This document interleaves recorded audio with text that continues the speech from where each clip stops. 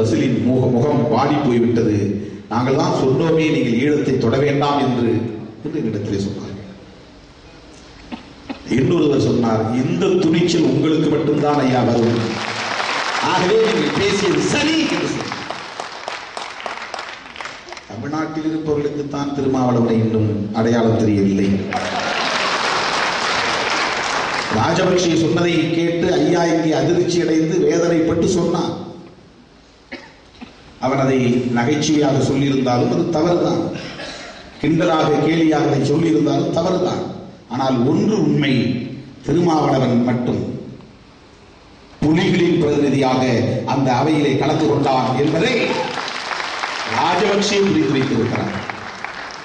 5 பேர் திமுக பிரதிநிதிகள், 4 பேர் காங்கிரஸ் பிரதிநிதிகள், திருமாவளவன் புலிகளின் பிரதிநிதி என்பதை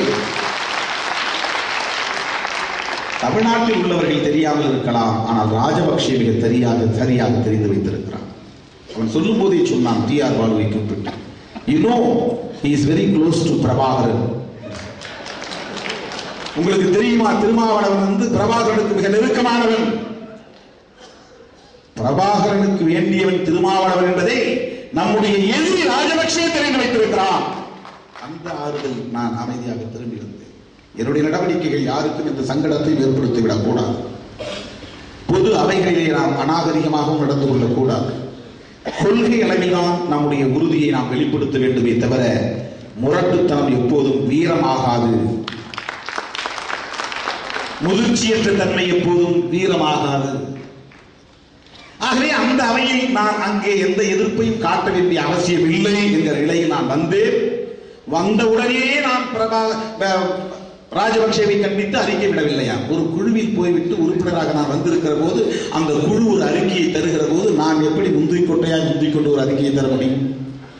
4 நாள் கழித்து நான் அறிக்கை விட்டேன், ராஜபக்சேவின் சகோதரர்களை போர் குற்றவாளிகளாக அறிவிக்க வேண்டும், அங்கே மக்கள் இன்னும் கொடூரமான வாழ்க்கையை வாழ்ந்து கொண்டிருக்கிறார்கள், நடைபெற்றுக் கொண்டிருக்கிறார்கள் என்று அறிக்கை விட்டு ஆர்ப்பாட்டமும் நடத்தினேன்.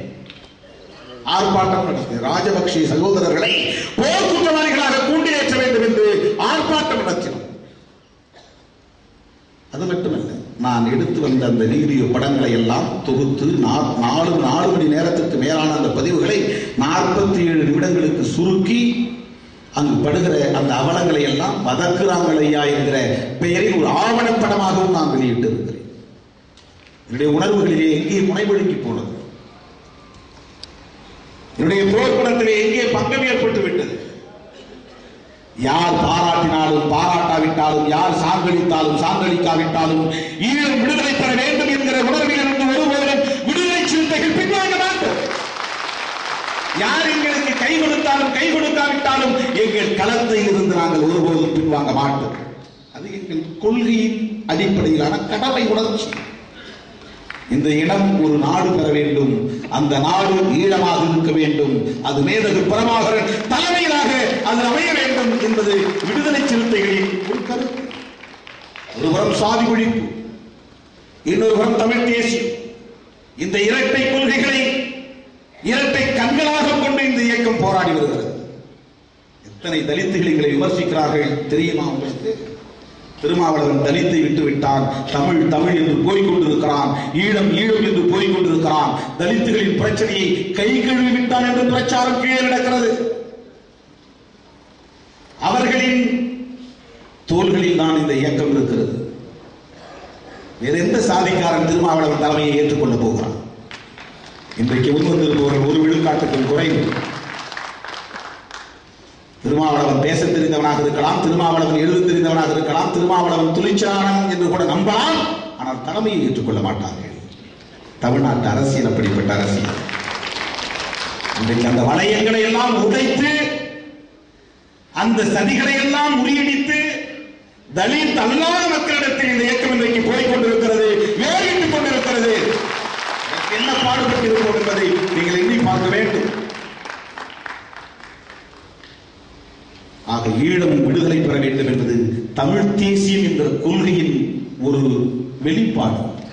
தமிழ் தேசியம் என்று நாம் வரித்துக் கொண்ட கொள்கையின் ஒரு கடப்பாடு ஈழம் விடுதலை பெற வேண்டும் என்கிற உணர்வு. அதை இங்கே நான் பதிவு செய்திருக்கிறேன். நான் அவ்வப்போது எப்போதும் எழுதுகிறவன், தொடர்ந்து எழுதுகிறவன் அல்ல. தம்பிகள் இங்கே சொன்னதைப் போல என்னை நெருக்கி நெருக்கித்தான் சுபத்தமிழ்ச்செல்வன் காலமான போது கவிதை எழுத சொன்னார்கள், எழுத முடியவில்லை. பெருந்தலைவர் காமராசருடைய கவிதை எப்படியாவது இடம்பெற்றாக வேண்டும், எழுதித்தாருங்கள் என்று கேட்டார்கள், எழுதி தர முடியவில்லை. அத்துமீறுவோம் என்கிற ஒரு இசைப்பேழையை முதலாக நான் வெளியிட்ட போது 3 பாடல்கள் நான் எழுதினேன். அந்த 3 பாடல்களை கூட தொகுத்து இதில் பதிவு செய்ய முடியவில்லை. எப்போதாவது நான் எழுதுவதுண்டு. தமிழ் மண்ணுக்கு தலையங்க மட்டும்தான் இப்போது எழுதி கொண்டிருக்கிறேன். அதில் எழுதுகிற அந்த முழக்கங்களைத்தான் இங்கே ஐயா தணிகை செல்வன் அவர்கள் படித்தார்கள். இதையெல்லாம் எதற்காக ஒரு அவையை கூட்டி நாம் சொல்லுகிறோம் என்று சொன்னால், தோழர்களே, இந்த எழுத்துக்களிலிருந்து நான் யார் என்பதை உலகுக்கு அறிவிக்க வேண்டியது முக்கியமல்ல. இந்த எழுத்துக்களில் இருந்து இன்னும் பல சிறுத்தைகள் எழுச்சி பெற வேண்டும். அதிலிருந்து இன்னும் பலர் உருவாக வேண்டும் என்கிற வேட்கை.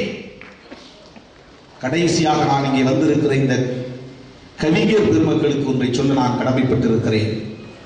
அரசியல்வாதி அவனவன் வெற்றி என்பதை கவனத்தில் கொண்டு முடிவுகளை எடுப்பான், உத்திகளை வகுப்பான். அறிவார்ந்தவர்கள் தம்முடைய நல்ல தன்னலத்தின் அடிப்படையிலே தன் நலனை மட்டுமே கருத்தில் கொண்டு சில உத்திகளை வகுப்பார்கள். ஆனால் சமூக அக்கறை உள்ள கவிஞர்களுக்கு நான் விடுக்கிற வேண்டுகோள், அடையாளம் காண்பதும் அடையாளம் காட்டுவதும் ஒரு சமூக அக்கறையுள்ள சிந்தனையாளருக்கு அல்லது கவிஞனுக்கு அல்லது எழுத்தாளனுக்கு உள்ள ஒரு முக்கியமான கடமை. அடையாளம் காண்பதும் அடையாளம் காட்டுவதும் சமூக அக்கறையுள்ள சிந்தனையாளர்களின் கடமை, அறிவுஜீவிகளின் கடமை.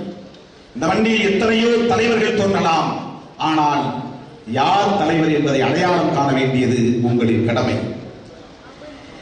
தலைவர்களை அடையாளம் கண்டால் மட்டும் போதாது, யாரை பின்பற்ற வேண்டும் என்று மக்களுக்கு அடையாளம் காட்ட வேண்டியது உங்கள் கடமை. இது மிகவும் முக்கியமான ஒரு வரலாற்று கடமை. பிரெஞ்சு புரட்சி படை வீரர்களால் நடந்தது என்பதை விட சிந்தனையாளர்களால் நடந்தது. அதிலும் குறிப்பாக வால்டேர், ரூசோ போன்ற எழுத்தாளர்களால் அது நடந்தது என்பதை நாம் வரலாற்று சுவடுகளில் பார்க்கிறோம்.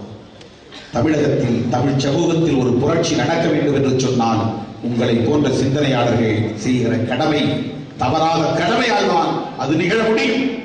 இந்த மண்ணில் தமிழ் சமூகத்தை வழிநடத்தக்கூடிய வல்லமை பெற்ற இயக்கம் எது, தலைமை எது என்று அடையாளம் காண்பதும் அடையாளம் காட்டுவதும் அறிவு சார்ந்த தமிழ் சமூகத்தின் மீது அக்கறை கொண்டுள்ள எழுத்தாளர்களின் கடமை, கவிஞர்களின் கடமை.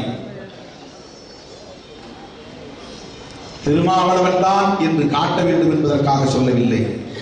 எழுத்தாளர்களுக்கு இயல்பாகவே ஒரு அச்சமும் தயக்கமும் இருக்கிறது. யாரையும் சார்ந்து நாம் அடையாளப்படுத்திக் கொள்ளக்கூடாது என்கிற ஒரு போக்கு இருக்கிறது. அது வரலாற்று கடமையில் இருந்து நழுவுகிற ஒரு போக்கு என்றுதான் நான் கருதுகிறேன். ஆகவே இந்த மண்ணில் அடையாளம் காண்பதும் அடையாளம் காட்டுவதும் அறிவார்ந்த மக்களின் கடமை, எழுத்தாளர்களின் கடமை, குறிப்பாக கவிஞர்களின் கடமை என்பதை இந்த நேரத்தில் நான் சுட்டிக்காட்டி, அப்படித்தான் பாரதிதாசன் அண்ணாவை அடையாளம் கண்டார். பாரதிதாசன் குடும்பம் உருவானது. பாரதிதாசனின் குடும்பம் அண்ணாவின் கருத்தியலை, பெரியாரின் கருத்தியலை மக்களிடத்திலே, அறிவார்ந்த மக்களிடத்திலே கொண்டு சென்றது.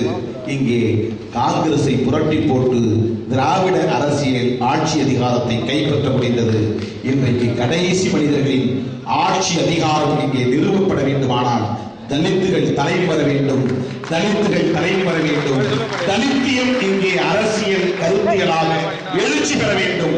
அதற்கு உங்களை போன்றோர் வாழ்த்துக்கள் தேவை என்பதை சொல்லி என்னுடைய அழைப்பை ஏற்று இந்த அவையில் பங்கேற்று எங்களை ஊக்கப்படுத்த